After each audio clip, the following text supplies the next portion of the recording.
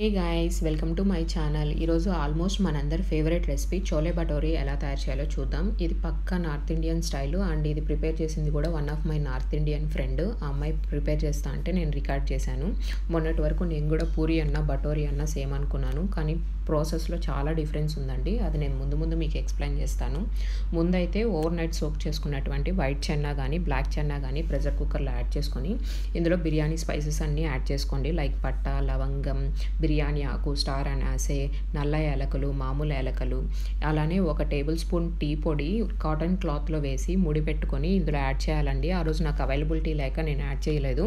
So మీరైతే compulsory add చేసుకోండి. అలానే రుచికి తగినంత సాల్ట్ యాడ్ చేసుకొని 3 విజిల్స్ పెట్టండి. నెక్స్ట్ చోలే భటోరీ కోసం బ్యాటర్ రెడీ చేసుకుంటున్నాము. ఇదే మనకు మెయిన్ అండి. గోధుమ పిండి యాడ్ చేసుకొని అందులో 1 టేబుల్ స్పూన్ వాము, 1 table spoon sugar, 3 table spoons వరకు పెరుగు, అలానే కొద్దిగా వంట సోడా, రుచికి తగినంత సాల్ట్, 1 టేబుల్ స్పూన్ కస్తూరి మేతి ఉంటుంది కదా, అది మ్యాష్ చేసుకొని యాడ్ చేసుకోండి. అలానే మీ ఇంట్లో రవ్వ ఉన్నా కూడా రవ్వ కూడా 1 2 టేబుల్ స్పూన్ యాడ్ చేసుకోండి. నాకు ఆ రోజు అవైలబిలిటీ లేక యాడ్ చేసుకోలేదు. ఇవన్నీ యాడ్ చేసుకున్న తర్వాత మొత్తం ఒకసారి మిక్స్ చేసుకొని కొద్దిగా వాటర్ వేసుకుంటూ పిండిని చాలా సాఫ్ట్గా మిక్స్ చేసుకోవాలి. పిండిని మనం ఎంత సాఫ్ట్గా మిక్స్ చేసుకుంటామో భటోరీస్ అంత బాగుంటాయండి. సో లాస్ట్లో 1 2 టేబుల్ స్పూన్ నెయ్యి కానీ ఆయిల్ కానీ యాడ్ చేసి బాగా ఒక 5 మినిట్స్ ఒత్తి మూత పెట్టి ఒక 10 మినిట్స్ రెస్ట్ ఇవ్వండి. ఈ లోపు మనం చోలే కర్రీ ఎలా తయారు చేయాలో చూద్దాం. సో నేను ఇక్కడైతే 4 మెంబర్స్కి సరిపడా చేస్తున్నాను. దాని సరిపడా నేను ఇక్కడ క్వాంటిటీ చెప్తున్నానండి. మీరు చేసే కర్రీ క్వాంటిటీని బట్టి మీ టేస్ట్ లెవెల్ని బట్టి ఇంగ్రీడియంట్స్ని అడ్జస్ట్ చేసుకోండి. సో ముందైతే మిక్సీ జార్లో నేను 2 పెద్ద ఆనియన్స్ని పేస్ట్ చేసుకొని పక్కన పెట్టుకున్నాను. అదే మిక్సీ జార్లో జింజర్, గార్లిక్, గ్రీన్ చిల్లీ కూడా యాడ్ చేసుకొని పేస్ట్ చేసుకొని ఇంకొక బౌల్లో సపరేట్గా పెట్టుకున్నాను. నెక్స్ట్ ఇందులోనే 2 పెద్ద టమోటోస్ని పేస్ట్ చేసుకొని పక్కన పెట్టుకున్నాను. ఇవన్నీ రెడీ అయిన తర్వాత ఒక ప్యాన్ని హీట్ చేసుకొని అందులో 3 టేబుల్ స్పూన్ నెయ్యి కానీ లేదా ఆయిల్ కానీ మీ టేస్ట్ని బట్టి మీకు ఏ ఫ్లేవర్ నచ్చితే అది యాడ్ చేసుకోండి. నేనైతే ఆయిల్ యాడ్ చేశాను.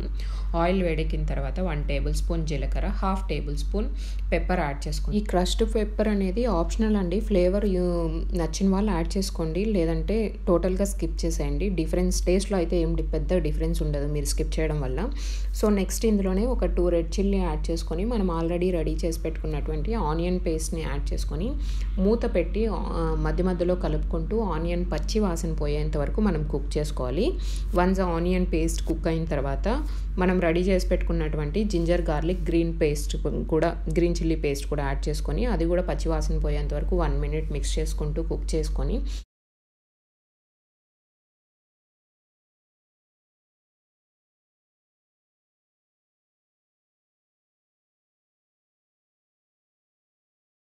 ఇదంతా కుక్ అయిన తర్వాత ఇప్పుడు స్పైస్ పౌడర్స్ యాడ్ చేసుకుందాం. 1/2 టేబుల్ స్పూన్ పసుపు, మీ రుచికి తగినంత సాల్ట్, రుచికి తగినంత కారం కూడా యాడ్ చేసుకోండి. అలానే ఇందులో 1 టేబుల్ స్పూన్ ధనియాల పొడి కూడా యాడ్ చేసుకొని ఒకసారి మిక్స్ చేసుకోండి.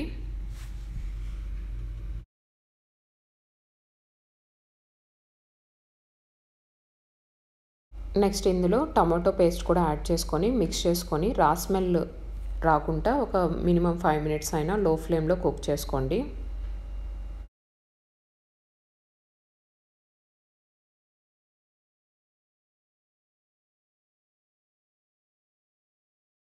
నెక్స్ట్ ఇందులో ఒక 1/2 table spoon garam masala add చేసుకొని కలుపుకోండి. తర్వాత ఇందులో కొద్దిగా వాటర్ కూడా యాడ్ చేసుకొని మొత్తం ఒకసారి కలిపి ఒక 2 మినిట్స్ వరకు కుక్ చేసుకోండి.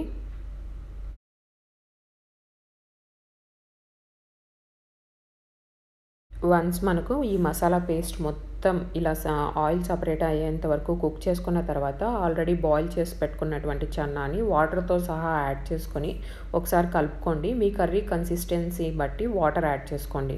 మీకు థిక్గా కావాలంటే వాటర్ కొద్దిగా తక్కువ యాడ్ చేసుకోండి. కొంచెం గ్రేవీ టైప్ కావాలి అంటే కొంచెం వాటర్ ఎక్కువ యాడ్ చేసుకోండి. ఈ స్టేజ్లో కర్రీ ఒకసారి టేస్ట్ చేసి సాల్ట్ కానీ లేదా స్పైస్ కానీ ఏమైనా తక్కువ ఉన్నా ఈ స్టేజ్లో యాడ్ చేసుకొని మూత పెట్టి మినిమం 7 to 10 మినిట్స్ మీడియం ఫ్లేమ్లో కుక్ చేసుకోండి, మధ్యలో కలుపుకుంటూ. వన్స్ కర్రీ మనకు కావాల్సిన కన్సిస్టెన్సీ రాగానే ఇందులో కొత్తిమీర అలానే ఒక హాఫ్ లెమన్ స్క్వీజ్ చేయాలి. ఆ క్లిప్ నేను ఇక్కడ మిస్ అయ్యానండి. లెమన్ స్క్వీజ్ చేసుకున్న తర్వాత మూత పెట్టి పక్కన పెట్టండి. నెక్స్ట్ మనము బటోరీస్ ప్రిపేర్ చేద్దాము. ఈ బటోరీస్కి మనము ఆల్రెడీ గోధుమ పిండిని రెడీ చేసి పెట్టుకున్నాం కాబట్టి వాటిని చిన్న చిన్న బాల్స్గా డివైడ్ చేసుకొని ఒక్కొక్క బాల్ తీసుకొని ఇక్కడ పొడి పిండి యూస్ చేయకుండా ఆయిల్ అప్లై చేసుకొని మీకు నచ్చిన షేప్లో రుద్దుకోండి. ఏదర్ సర్కిల్ ఆర్ ఓవెల్ మీ ఇష్టం అండి. నేనైతే ఇక్కడ ఓవెల్లో రోల్ చేసుకున్నాను. మరి ఇంకొక మెయిన్ పాయింట్ ఏంటంటే మనము ఈ బటోరీస్ని రుద్దుకునేటప్పుడు మరీ పల్చగా రుద్దుకోకూడదు.